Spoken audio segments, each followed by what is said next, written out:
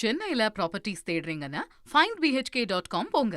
Matching ப்ராப்பர்ட்டிஸை AI உங்களுக்கு suggest பண்ணும். சுதந்திர தின விழாவை முன்னிட்டு முதலமைச்சர் விஜயின் தாயார் ஷோபா சந்திரசேகர் பேட்டி அளித்திருக்கிறார். அந்த காட்சிகளை பார்க்கலாம்.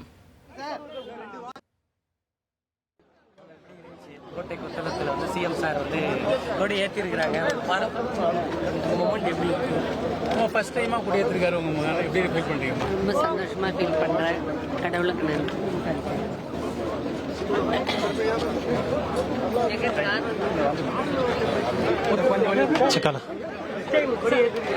சார் எப்படி பார்க்குறீங்க?